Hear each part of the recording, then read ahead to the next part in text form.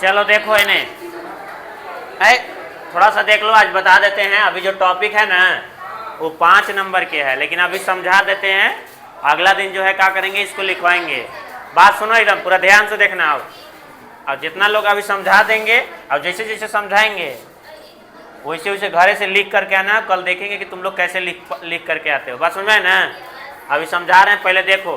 Topic का नाम है, ठीक ना, mechanism, mechanism of respiration, respiration, respiration in human, यानी कि मानव में, हिंदी में बोलते हैं मानव में श्वसन, श्वसन के क्रिया विधि, ठीक ना, मानव में श्वसन के क्रिया विधि। आज इसको समझाते हैं।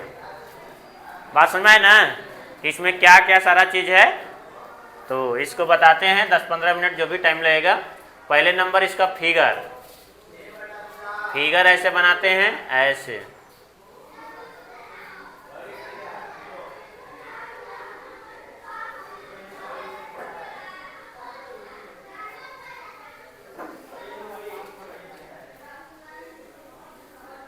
ये है, इस प्रकार से बना दिए। अब पहले समझ लो इधर, ठीक ना, समझना बहुत जरूरी है। इधर जो है देखना है, इधर इधर यहाँ वाला पार्ट्स को हम लोग बोलेंगे नसा द्वार। क्या बोलेंगे?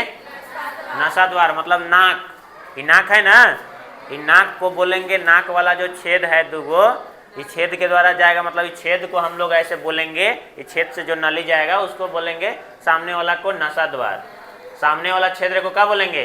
नसा द्वार। क्या बोलेंगे हम लोग उसको?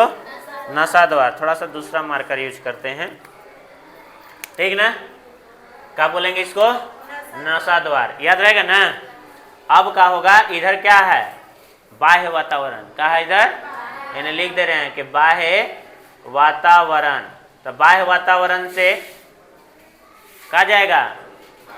वायु। क्या जाएगा अंदर? वायु जाएगा। कहाँ जाएगा? नाक में, मतलब नसा द्वार। और नसा द्वार के माध्यम से अंदर जाएगा। तो अंदर यहाँ देखो, अंदर ये जो नली है, ये नली हो गया ना, इस नली को हम लोग बोलते हैं, क्या बोलते हैं? श्वास नली। क्या बोलते हैं? और इंग्लिश में बोलते हैं ट्रेकिया। क्या बोलते हैं इसको? ट्रेकिया। याद रखना है, इंग्लिश में इसको क्या बोलते हैं? ट्रेकिया। और इसको बोलते हैं नोजल कैविटी। इसको इंग्लिश में क्या बोलते हैं? नोजल कैविटी बोलते हैं। याद रखना है। तो अब ये क्या होगा, अब मेरा बात समझना है। ये हो गया नसा द्वार। ये जो नली आया, ठीक ना, ये सब जो नली आया, इस सबको क्या बोलेंगे हम लोग? श्वास नली। क्या बोलेंगे? श्वास नली। अब इसके बाद याद रखना कि ये जो दूगो बनाए हैं, इसे, ये दूगो बनाए हैं, इसको हम लोग बोलते हैं फेफड़ा। एक क्या बोलते हैं हम लोग? फेफड़ा। फेफड़ा को इंग्लिश में बोलते हैं लंग्स। क्या बोलते हैं?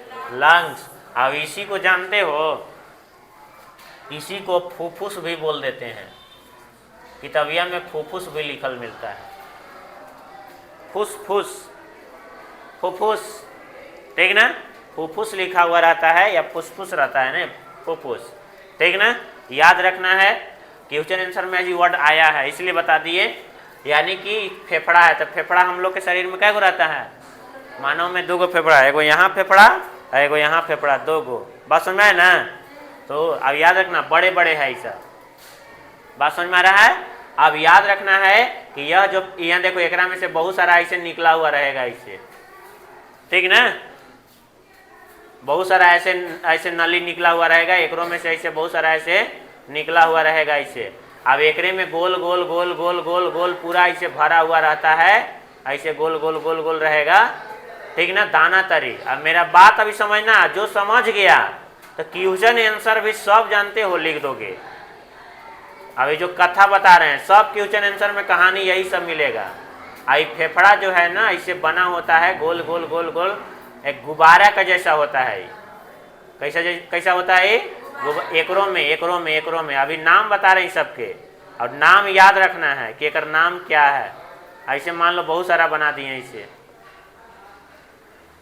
बहुत सारा बना दिए, इसे बहुत सारा, ठीक ना। अब देख लो दोनों फेफड़ा में लगभग बराबर बराबर रहेगा, इसे बहुत सारा ऐसे रहेगा। तो याद रखना है एक नाम का होता है, इसका जो नाम होता है इसको हम लोग बोलते हैं कुपिका। क्या बोलते हैं? इंग्लिश में बोलते हैं अल्वियोली। अल्वियोली क्या बोलते हैं इसको? अल्वियोली, कुपिका। और याद रखना कि कुपिका का अगर कोई पूछेगा कि आकार बताइए तो आपको इसका आकार बताना होगा किसके जैसा? गुब्बारा के जैसा। यही का होता है ना कि एकरा में एगो फेफड़ा में लगभग बताया जाता है कि एक फेफड़ा में कुपिका के जो संख्या होता है वो लगभग 10 से 12 लाख बताया जाता है। कितना बताया जाता है?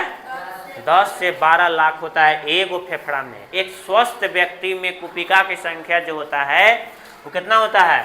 10 से 12 लाख। मेरा बात समझ में आया क्या बोल रहे हैं? तो यही याद रखना है कि एक फेफड़ा में जो है कुपिका की संख्या कितनी होती है? 10 से 12 लाख। एकरों में 10 से 12 लाख, एकरों में 10 से 12 लाख रहता है, ठीक ना? एक स्वस्थ व्यक्ति के बात कर रहे हैं। अब एक कुपिका जो है, एक कुपिका जो है, एगो कुपिकवा जो है तो फूलता है, गुब्बारा के जैसा है ना, ये फूलेगा, हवा ये जाएगा ना, यहाँ सांस ले लेंगे ना तो सांसवा लेते हैं तो ये कुपिकवा फूलता है। तो ये को कितना फूलता है? तो 80 सेंटीमीटर स्क्वायर। कितना फैलता है? 80 सेंटीमीटर एक स्वस्थ व्यक्ति में। इसको बोलते हैं 80 वर्ग सेंटीमीटर। इतना लगभग, ये सब लगभग में बताया जाता है, ठीक ना? इतना का होता है कि एक कुपिका फूलता है, इतना, ठीक ना? इतना फूल सकता है 80 सेंटीमीटर स्क्वायर, यानी कि 80 वर्ग सेंटीमीटर। इसको कैसे बोलते हैं? 80 वर्ग सेंटीमीटर। बात समझ में आ रहा है ना? आया कि नहीं? तो हम लोग सांस लेते हैं तो फेफड़ा के अंदर क्या ऐसा चीज होता है जो कि फूलता है? तो क्या है? कुपिका। यही का होता है? गुब्बारा के जैसा है। यही का होता है? फूलता है। एक कुपिका है, बहुत सारा, ठीक ना? का है बहुत सारा कुपिका है, यही फूलता है। कितना एगो फूल सकता है? 80 सेंटीमीटर स्क्वायर क्षेत्रफल, ये क्षेत्रफल, ठीक ना? मतलब इतना धारण करता है। इतना बात समझ में आ गया ना मेरा बात, ठीक ना? अब एक और बात याद रखना है इसमें, इसका फिगर में, इसमें दो गो याद रखना है कि दो गो का होती है? दो गो एकरा में दीवार होता है। एगो अंदर के दीवार, देखो एक अंदर का दीवार, देखो यहाँ पर लिख रहे हैं, एक अंदर के दीवार को हम लोग बोलते हैं वायवीय दीवार। कौन सा दीवार बोलते हैं? हाँ। अब बाहर के दीवार को हम लोग बोलते हैं प्लूरा। क्या बोलते हैं? प्लूरा। क्या बोलते हैं हम लोग? प्लूरा। याद रखना, ठीक ना? अभी फिगर के बारे में समझा रहे हैं। ऐसी एकरों में होता है, दो गो दीवार होता है ऐसे। तो अंदर के दीवार को क्या बोलते हैं? वायवीय दीवार। अब बाहर के दीवार को क्या बोलते हैं? प्लूरा। क्या बोलते हैं? बहुत लोग प्लूस भी बोल देते हैं। क्या बोलते हैं? प्लूस, ठीक ना? तो याद रखना। अब एक और बात, एक और चीज, इन दोनों दीवार के बीच में क्या दौड़ता है? ब्लड। क्या दौड़ता है? ब्लड। खून दौड़ते रहता है, बहुत खून, मतलब एक ब्लड ऐसे दौड़ते रहेगा। एकरों में ऐसे ही, एकरों में सेम टू सेम, जैसे एकरा में बता रहे हैं वैसे एकरों में ब्लड दौड़ते रहता है। अब यहाँ पर बहुत एकदम ये पतला झिल्ली होता है, एकरा में बहुत छोटा छोटा छेद होता है, याद रखना है, ठीक ना? इसमें ब्लड होता है। क्या होता है? ब्लड। बात समझ में आया? खून दौड़ते रहता है। अगर जिसका फेफड़ा खराब हो गया कंप्लीट, तो ये वाला परत जो है ना, ये दीवार खराब हो जाएगा। आदमी सांस लेगा ना, छोड़ेगा ना, जखनी छोड़ेगा तखनी नाक में का निकल जाएगा? खून। का निकल जाएगा? खून। जब मान लो कि खराब हो गया ही, तो भाई एक ब्लडवा आएगा ना, ब्लडवा से जाएगा एकदम सटो सटो सटो सटो सटो सटो जाएगा, एकदम पूरा नाक में ही निकल जाएगा एकदम, ठीक ना? बात समझ में आ रहा है ना? तो ये सबको याद रखना है। याद रहेगा ना? है तो याद रखना है। अब आगे देखो, इधर समझा रहे हैं, सब समझना बहुत जरूरी है। अब इसके बाद इसलिए सिगरेट पीने के लिए नहीं बोला जाता है, क्योंकि आपका कौन खराब होगा? सिगरेट, गांजा, ठीक ना? ये सब चरस, ये सब जो लोग पीते हैं इसी को बोलते हैं धूम्रपान। क्या बोलते हैं? एकरा पर क्वेश्चन भी है। जो सिगरेट पीते हैं, ठीक ना, गांजा पीते हैं, ठीक ना। तो ये सब धूम्रपान के अंतर्गत आता है। तो ये सब चीज़ करने से क्या खराब होता है सबसे ज़्यादा? फेफड़ा, ठीक ना। ये फेफड़ा खराब हो जाएगा। दारू भी लोग पीता है ना तो फेफड़ा पर असर पड़ता है, लेकिन किडनी पर सबसे ज़्यादा वो असर पड़ता है। बात समझ में आ रहा है ना। तो याद रखना कि सबसे ज़्यादा फेफड़ा, इसीलिए सिगरेट टिगरेट ये सब नहीं पीना है। बात समझ में आए ना। हाँ ना, तो फेफड़ा खराब हो जाएगा। देखो तो हम समझा यही। अब एक और इसमें से सवाल पूछा जाएगा कि फेफड़ा क्या चीज से बना होता है, फेफड़ा के संरचनात्मक और क्रियात्मक इकाई को क्या कहते हैं, ठीक ना। तो क्या कहते हैं पता है? कुपिका। क्या कहते हैं? कुपिका। कुपिका से ही बना हुआ है फेफड़ा, ठीक। अब एक और बात याद रखना कि फेफड़ा जो है एक बहुत पतला झिल्ली से इसे, एकदम बहुत पतला झिल्ली से इसे बाहरी से घिरा होता है, बहुत पतला झिल्ली से घिरा होता है। इस झिल्ली को बोलते हैं फुफ्फुस आवरणी। इस झिल्ली को क्या बोलते हैं? तो एग्जाम में पूछा जाता है कि फेफड़ा किस झिल्ली के द्वारा घिरी होती है, ठीक ना। फेफड़ा को बचाव कौन करता है? तो फुफ्फुस आवरणी, उसको बोलेगा फुफ्फुस आवरणी। बात समझ में आया? फुफ्फुस आवरणी बोलते हैं इसको। यही इसी के द्वारा क्या होता है कि यह घिरा होता है। मेरा बात इतना समझ में आया क्या बोल रहे हैं ना। हाँ, तो अभी देखो हम फिगर के बारे में बताए हैं। क्या के बारे में बताए हैं? फिगर, ठीक। तो इससे घिरा होता है। अब एक और बात यहाँ देख लो, इधर यहाँ देखो, दुइयो फेफड़वा है ना, दुइयो फेफड़वा के इधर जो है ना नीचे एक मांसपेशी तरी रहता है, नीचे ऐसे नीचे। तो इसको बोलते हैं हम लोग डायफ्राग्म। क्या बोलते हैं इसको? डायफ्राग्म, ठीक ना। अब फेफड़ा को फुलाने और सिकुड़ाने में डायफ्राग्म भी क्या करती है? काम करता है। बात समझ में है ना। तो अभी हम फिगर के बारे में इतना समझा दिए। अब कैसे कैसे होता है अब वो स्टेप बाय स्टेप समझाते हैं। सबसे पहले नंबर हम लोग बाह्य वातावरण या वायुमंडल से क्या को ग्रहण करते हैं? वायु को। वायु मतलब हवा। कहाँ जाएगा? नसा द्वार के माध्यम से। किसमें जाएगा? श्वास नली में, ठीक ना। और श्वास नली से होते हुए, ठीक ना। ये जो ये सब छोटा छोटा दिखाई दे रहा है ना, सब इसको ब्रोंकी बोलते हैं, ठीक ना। ब्रोंकी बोलते हैं, लेकिन उतना मतलब नहीं है। इस श्वास नली से होते हुए कहाँ जाएगा? फेफड़ा में। अब फेफड़ा का किस में जाएगा? कुपिका में। अब कुपिका का आकार का हो जाएगा? फूल जाएगा। मतलब कुपिका में हवा जाएगा तो फूलेगा ना। अब जैसे फूलेगा बताओ, कुपिका में भर गया है हवा, वायु भर गया है, ठीक ना। अब बताओ कुपिका में वायु भर गया है, तो जैसी वायु जाएगा इसे, तो ये अंदर वाला जो झिल्ली दिखाई दे रहा है कि बहुत छोटा छोटा छिद्र होता है, अब पूरा इसे हम फैल जाएगा। तो ये वायु निकल करके छिद्र के द्वारा ये ब्लड में जाएगा। अब ब्लड में एक एक वो चीज, वायु में बहुत सारा गैस न होता है, उस सभी गैस में से एकरा में ब्लडवा में एक एक वो चीज घुलता है। सबसे ज्यादा वो घुलता है कौन? ऑक्सीजन। कौन घुलता है? ऑक्सीजन। और जैसे ही ऑक्सीजन खून के साथ मिल जाता है, ब्लड के साथ, तो इस ब्लड का नाम हो जाता है ऑक्सीजनेटेड ब्लड। कौन सा ब्लड हो जाता है? वो ऑक्सीजनेट। हिंदी में बोलते हैं ऑक्सीजनित रुधिर। बात समझ में है ना। और यही ऑक्सीजनित रुधिर को हम लोग बोलते हैं शुद्ध रक्त, शुद्ध खून, शुद्ध रुधिर। जिस रुधिर में ऑक्सीजन मिला होता है उस रुधिर को, उस ब्लड को प्योर ब्लड बोलते हैं, या ऑक्सीजनित रुधिर बोलते हैं, शुद्ध ब्लड बोलते हैं। अब बताओ कि ऑक्सीजन कहाँ मिल गया? ब्लड में। कौन कहाँ मिल गया? ब्लड में, ठीक ना। अब ये देखो इधर, अभी ब्लड के माध्यम से ऑक्सीजन शरीर के कहाँ पहुँचेगा? हर एक कोशिका में।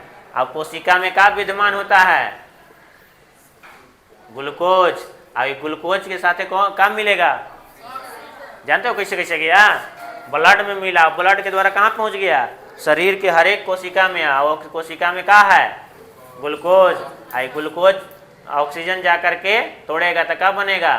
CO2 प्लस H2O प्लस का बनेगा? एनर्जी। अब ये एनर्जी कोशिका में, कोशिका के माइटोकॉन्ड्रिया जमा कर लेता है, एब्जॉर्ब कर लेता है। और CO2 फिर देखो, अब CO2 गैस बना ना। अब इस CO2 गैस का होगा कि फिर से आएगा ब्लड में, कोशिका से निकलेगा और कोशिका से निकल करके कहाँ में जाएगा वो ब्लड में। और जैसी ब्लड में जाएगा कौन CO2 तो उस ब्लड का नाम बदल जाएगा, उसको बोलते हैं बी ऑक्सीजनित ब्लड, बी ऑक्सीजनित रुधिर, बी ऑक्सीजनित उसको क्या बोलेंगे रुधिर। अब इसको इंग्लिश में बोलते हैं डी ऑक्सीजनेटेड ब्लड। बात समझ में आया, डी ऑक्सीजनेटेड ब्लड बोलते हैं। अब इसी को बोलते हैं अशुद्ध रक्त बोलते हैं, माने इम्प्योर ब्लड, इम्प्योर ब्लड बोलते हैं। बात समझ में आया क्या बोले, ठीक ना। तो जैसी CO2 मिलता है क्या में, हाँ रक्त में, तो अशुद्ध हो जाता है वो। अब वह ब्लड फिर से आएगा कहाँ पर, फेफड़ा में। कहाँ आएगा, फेफड़ा में। अब उस समय फेफड़ा का होगे कि सिकुड़ेगा, फेफड़ा का होगा, फूलल था ना, तो फूला तो कहाँ चल गया ब्लड में ऑक्सीजन। अब सिकुड़ेगा, ऐसे सिकुड़ेगा फेफड़ा, ठीक ना। बताओ कि सिकुड़ेगा तो कब सिकुड़ेगा, सिकुड़ेगा ना, तो यहाँ से जो ब्लडवा में क्या था CO2 वो एकरा में आ जाएगा। एकरा में आ करके सिकुड़ेगा इसे, तो बताओ कि सिकुड़ेगा तो ये सब नली न है, ये सब नली से होते हुए CO2 और बाकी जो गैसवा एकरा में था ना, बाकी था ना नाइट्रोजन उसमें सब जो कि नहीं घुलल था, वो सब सिकुड़ेगा और कार्बन डाइऑक्साइड भी आया और फिर ऐसे बाहरी फिर क्या हो जाता है, नाक से निकल जाता है। बात समझ में है ना। ऐसे ऐसे ऐसे ऐसे फिर क्या हो जाती है, नाक के द्वारा फिर वायुमंडल में, बाह्य वातावरण में त्याग दिया जाता है। अब एगो कंडीशन एकरा में होता है, ये देखो पसली, जब पसली ऊपर की ओर गति करती है और ये डायफ्राम नहीं, देखो पसली नीचे की ओर गति करती है और डायफ्राम ऊपर की ओर गति करती है, तब सांस को छोड़ा जाता है, ठीक ना। थोड़ा सा टाइम नहीं है इसलिए तो और भी बता देते हैं। अब ये देखो पसली ऊपर जाएगा और डायफ्राम नीचे, तो हवा भरेगा एकरा में, हवा का होगा भरेगा। तो इस बात को लिखना पड़ता है। बस समझ में ना, बस आज इतना ही छोड़ते हैं, जाओ, थोड़ा मौसम भी खराब है।